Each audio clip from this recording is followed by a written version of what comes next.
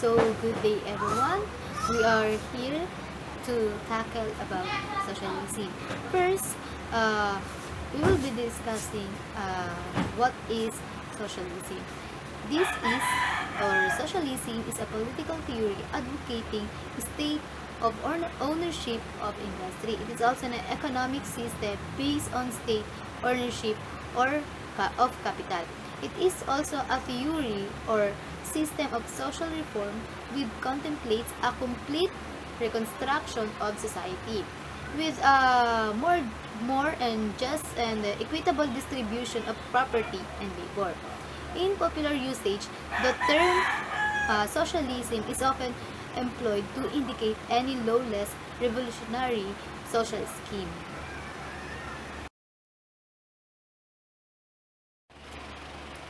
So we will be moving to the origin of socialism. For Andrew Vincent, socialism in Latin term is social, which means to combine or to share. While in Roman and medieval term, socialism is societas, which means the companionship and fellowship, as well as the more legalistic idea of consensual contract between freemen.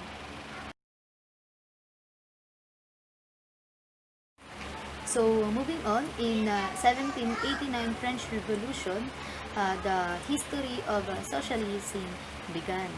So, in 1848, Karl Marx and Friedrich Engels write a book of Communist Manifesto just before the revolution of 1848 na nagpa sa Europe. Then dito nila in-express yung tinutukoy nilang scientific socialism. In the last third of the 19th century naman, social democratic parties arose in Europe na medyo nagpalapit sa Marxism. The Australian Labour Party, it is the first world's elected socialist party nung nag-form ito ng government sa colony of Queensland noong 1899. In the first half naman ng 20th century, the Soviet Union and the communist parties of the Third International around the world represent socialism in terms of the Soviet model of economic development and the creation of a centrally planned economies directed by a state that owns all the means of products. Although other trends condemn what they saw as a lack of democracy.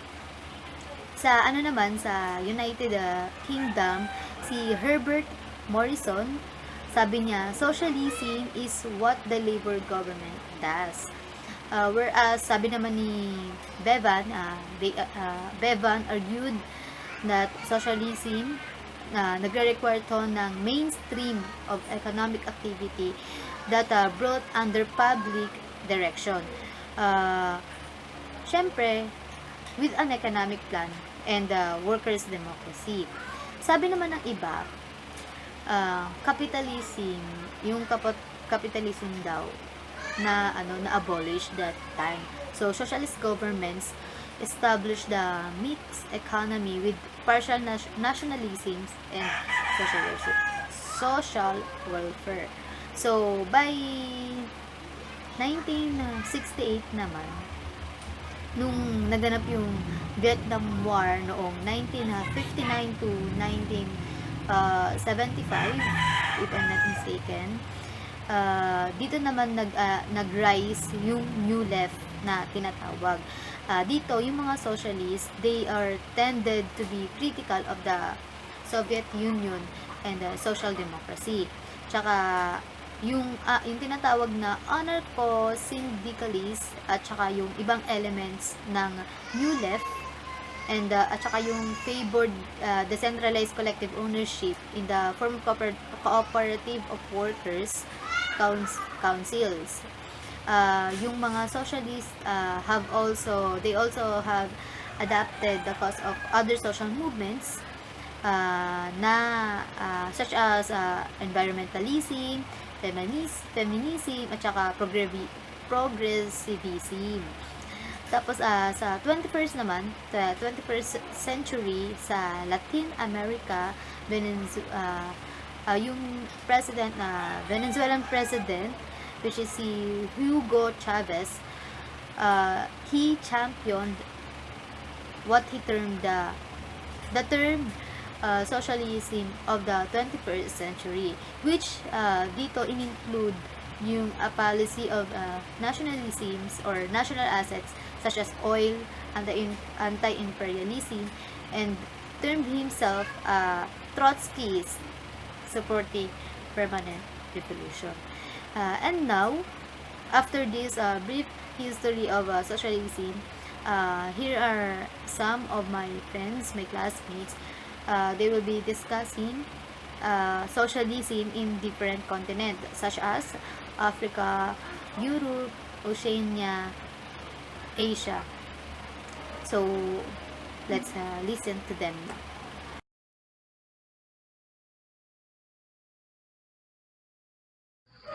Hello, I'm Roy Emelo. I give some facts, etymology, definition, socialism of Oceania country. Okay, I start. From the French Oceanie, from the Greek word Oceanus, a geographical region. It's composed of many islands. Melanesia, Micronesia, and Polynesia, plus Australasia, is located between Asia, Antarctica, and Americas. Australia is the biggest and leading economy on the continent, sa buong Oceania. New Zealand is the only other large economy on the continent. Siguro pangalawa lang yun sa sumunod sa Australia. Ito yung kanilang pinagkukuha na ng economy. These are mining, manufacturing, and tourism are the main economic sectors of the region. There are 6 cities in the Oceania with a population of more than 1 million inhabitants. Mga naninirahan. Highest mountain in Oceania. This is another facts of Oceania. Highest mountain is Mount Look in New Zealand. Mount Look, New Zealand. Basta yan. The mountain, which is referred to also 3,754 meters and 12,316 feet high. 3,754 lapad. The most diverse landscape will be found in Australia, New Zealand, and New Zealand due to size in varied climate regions in the countries. Dito sa Oceania country, hindi natin nakakalain na meron din dry na lugar and mapuno. Makaka-encounter din tayo dito ng like sa Australia ng rainforest and desert. Meron din desert as well as dry forest, whereas in New Zealand there are also alpine region with only sparse vegetation, such as the Southern Alps with the glaciers. Yan.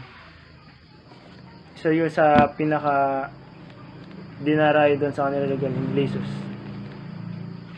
The Pacific Ocean is land have a tropical vegetation with tropical rainforest. Maulang mawalang kagubatan. And palm trees, marami din palm trees.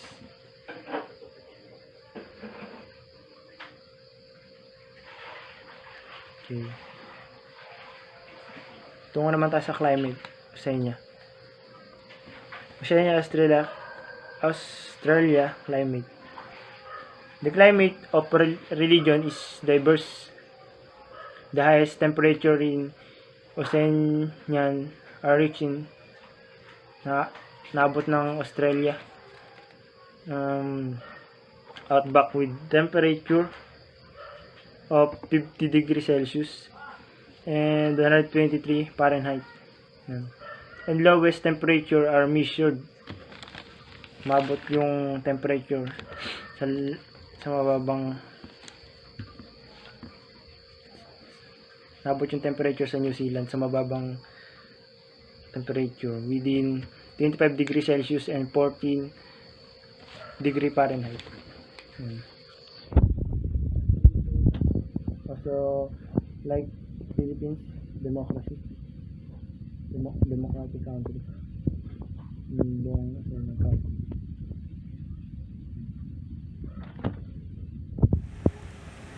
So, hello, good day. I'm Ravna Tabasag and I'll be tackling about the socialism in Africa.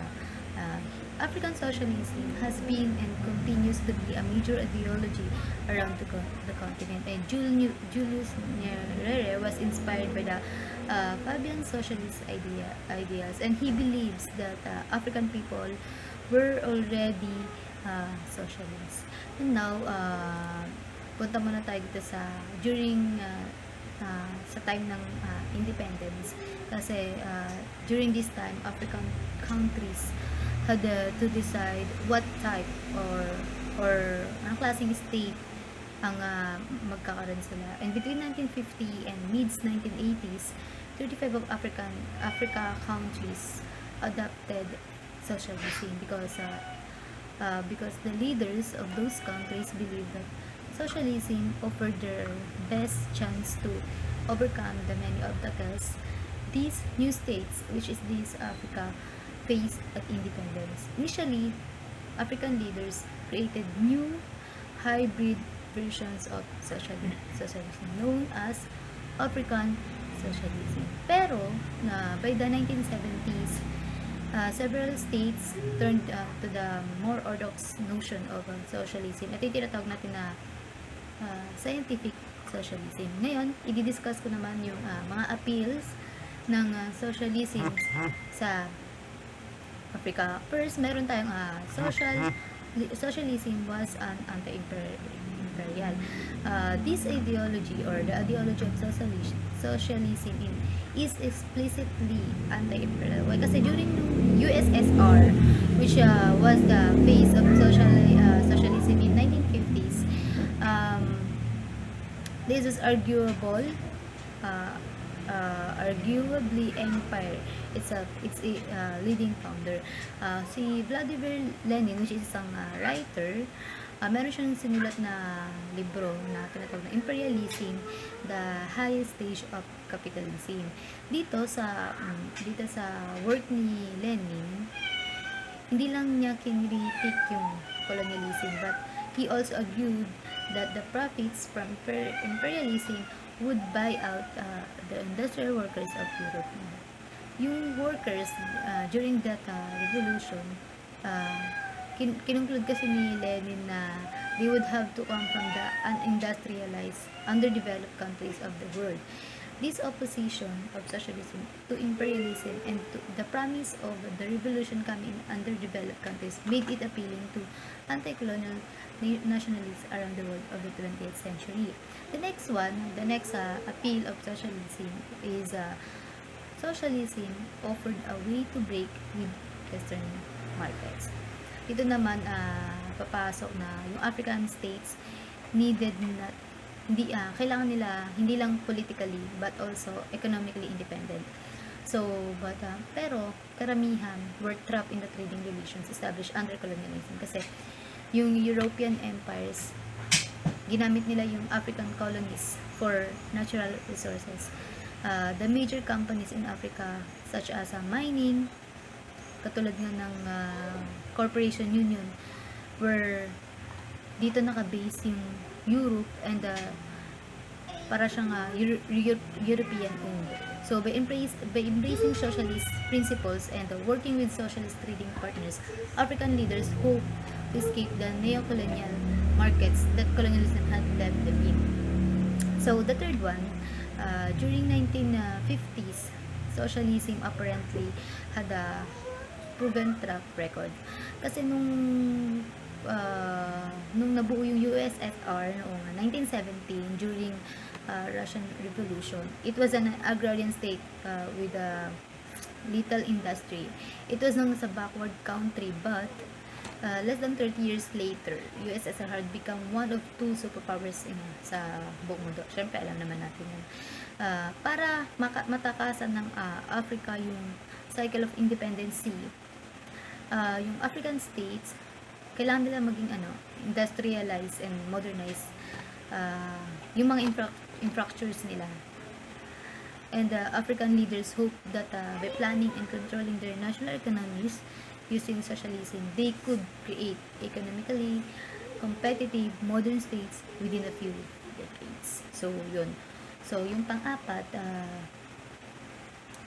socialism seem to many like more natural fit with African culture. Ibig sabihin, parang mas fit daw yung socialism sa African culture at so sa kanilang social norms kesa sa individualist capitalism ng West.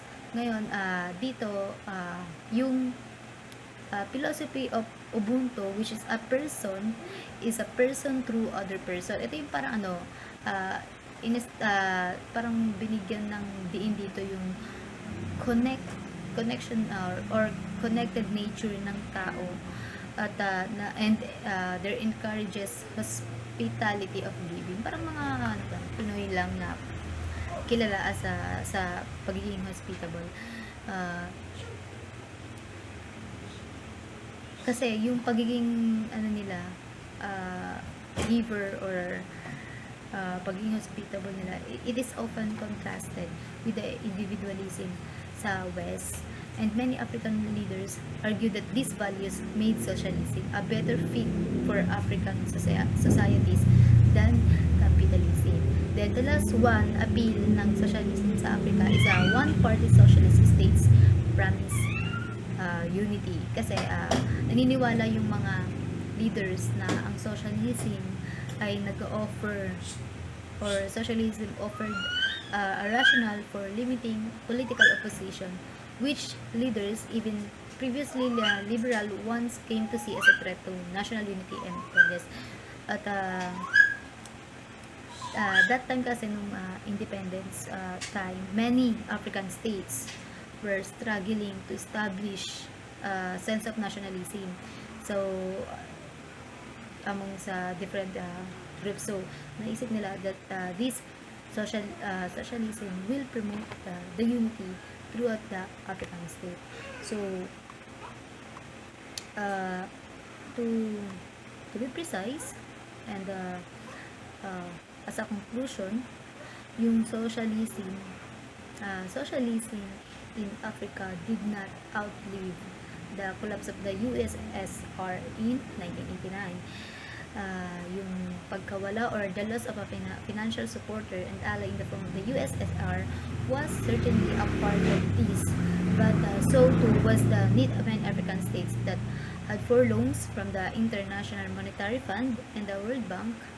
By the 1980s naman, these institutions required states to release state monopolies over production and distribution and privatize industry before they would agree to loan. So, yun.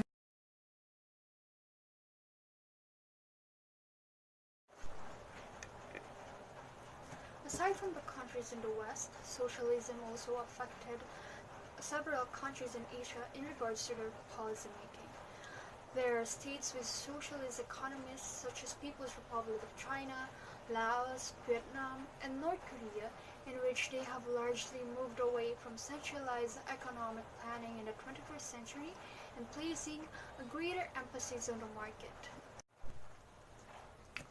For example, in Chinese socialist market economy, they use state-owned corporate management models as opposed to modeling socialist enterprises on traditional management styles as employed by the government agencies. In contrast, Vietnam encourages the private ownership in farms and factory, economic deregulation, and foreign investment, while maintaining the control in the strategic industries. Elsewhere in Asia, there are prominent socialist parties and communist parties, particularly in India and Nepal. They are also found in Singapore, Malaysia, Japan, and Israel, in which they call for reform in regards to gender disparities and income inequality.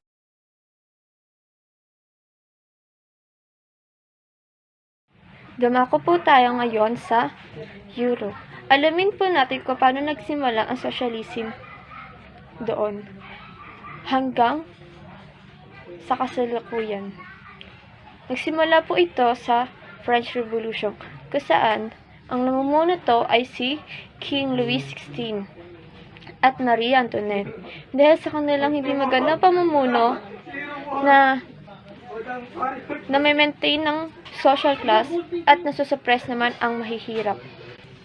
Dahil sa pagbaba ng kanilang income, ang ruler ay humingi ng mas malaki pang tax sa mahihirap. At tumawag siya ng general state, kung saan ang clergy at nobility ay kaunti lang ang mga tax at ang peasant ay mas higher. Dahil sa pagpatuloy na pagkuha ng malaking tax sa mahihirap, unti-unting nagagalit ang citizen nito hanggang sa nabuong National Assembly sa pamumuno ni Jack McCarthy. Dahil sa pagpatuloy-tuloy na pagkuha nila ng tax sa citizen, sumiklab ang revolution. Nagalit ang mga tao at nagwala ito. Sinugod nilang kaharian at nag-unggoy ng ingay at ng takot. Noong July 17, 1949, narinig ng National Assembly ang hinaing ng mga tao. At inisip nito ay nag-declare siya nag-denounce siya ng revolution and peace. Sa kalaunan, si Jean-Paul Marat ay nagsulat tungkol sa nangyayari sa government system. Isinulat niya ito na bigyan ng tsansa ang nobility na kapag inulit na ito at ay papababain ang hari hanggang sa diniklara na ang rights ng man of citizen. Ngunit hindi pa rin ito natigil. Sa nagdaang araw, nagmahal ang presyo ng singilin at marami nang nagugutom na citizen. Hanggang hindi na nila kayang bilhin ng mga ito. Hanggang sa Versailles, nagrally ang mga tao na sila ay nagugutom. At sinugod nila ang kaharian ni King Louis XVI. At sinabi na ito na same tax with your friend nobility, na iparehas ang tax na mahirap sa mayayaman. At dahil doon, umugtong ang ingay dahil hindi pumayag ang nobility hanggang sa nahati sa dalawang partido ang citizen ng Europe hanggang sa nahati sa bandang radical at sa moderate, kung saan ang moderate ay pabor sa mga mayayaman at ang radical lang pabor naman sa rights na mahihirap. Hanggang sa napababa ito si King Louis nung naging citizen of Louis Capet na siya. Hanggang nabuong na to ang national razor kung saan ni-execute nito ang mga criminals, mga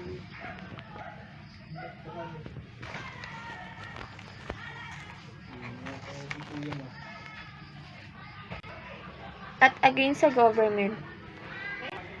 Hanggang sa napalitan ang National Assembly ng National Convention kung saan dun na binigay ang democracy at nagkaroon na ng rights invention.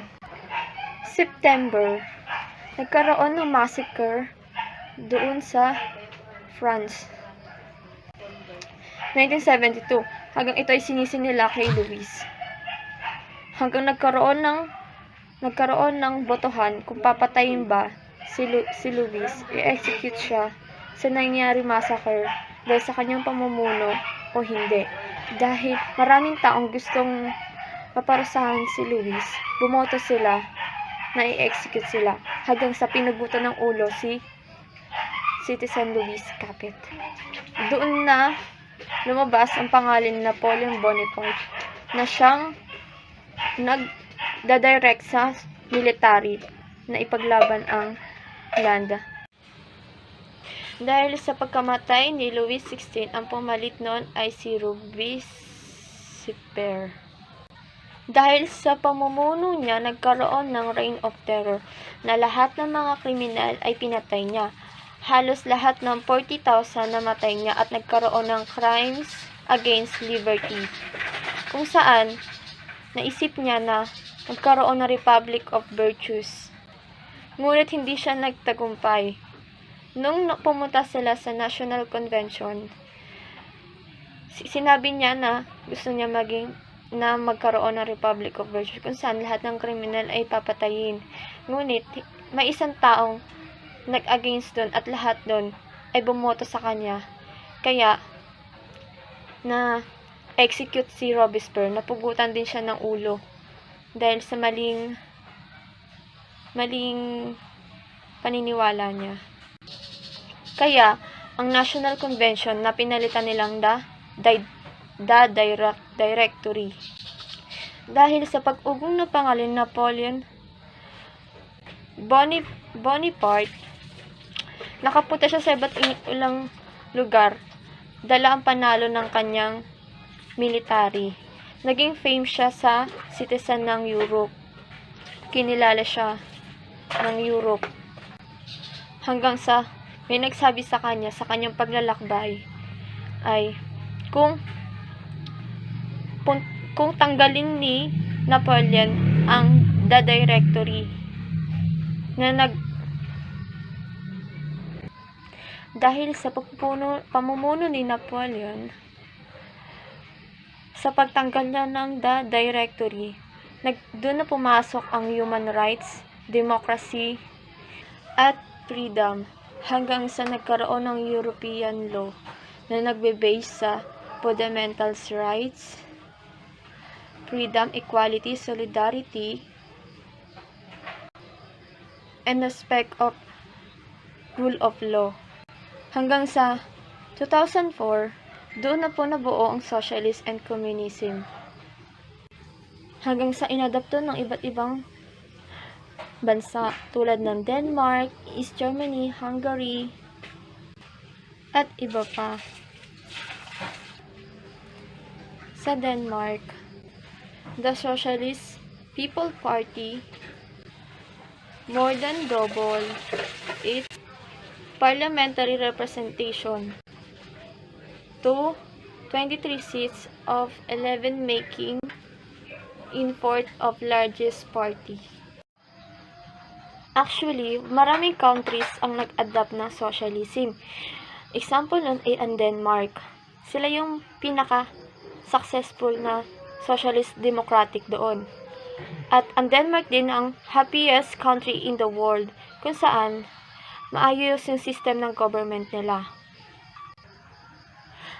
Ang main goal ng kanilang socialism is nationalize industry, minimum wage, 39-hour work week, Then, tax on wealth and worker rights. Kung saan, yung nakokollect nilang tax sa government, dinidistribute nila fairly sa tatlong factors: housing, education, and health. Katulad na lang ng may kakilala kong friend sa tita nila nakatira sa UK, kung saan hindi nahihirapan yung kakilala ko na magsustento ng education nila kasi sagot ng government nila yung education. Pero nahihirapan sila pero malaki yung kinukuwang tax sa pag nagkatrabaho ka na. Kaya parang ganun yung system nila doon.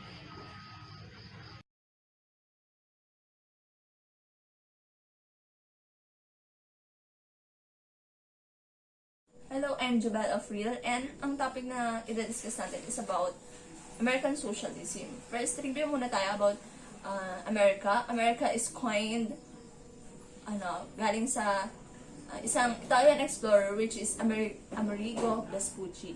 Yun. So, saan niya nagmula ang salitang America? So, going back, socialism, American socialism, what is socialism first? Socialism is one step between capitalism and communism. So, American socialism is established in 1901, and dito rin simula yung anarchism. Nagkaroon sila ng isang goal to rebel against the abuse of corporation, which is abuse of power sa mga taong may control. So, nagkaroon sila ng rebel against doon, which is nagkaroon, or dahil sa pagsasama nila, nagkaroon or nakabuo sila ng isang union, which is coming from the idea of Daniel De Leon, isang American socialist writer, diba? Dito sa American Socialist Party, diba, dito na pinakita kung paano naapektuhan yung labor rights ng mga manggagawa, wherein naging way yon para maging free sila from oppression, no? And isa sa mga socialist party na nabuo during that time is that utopian socialism, wherein utopians attempted to develop modern socialist societies. They are trying to build a society that will help, diba, the people also. And isa sa mga tao na related about utopian socialism is si Josiah Warren, which is isang American American socialist activist na inadopt niya yung socialism from Europe to America, na nagkaroon ng parang idea na yung idea na yon coming from Josiah Warren is inspired by Charles Fourier na isang European.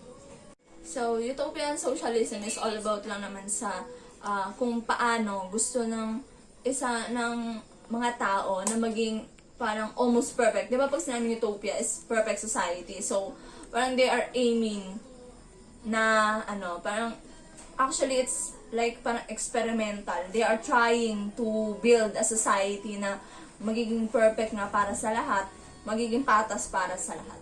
Yan lang yung about sa American socialism. Thank you.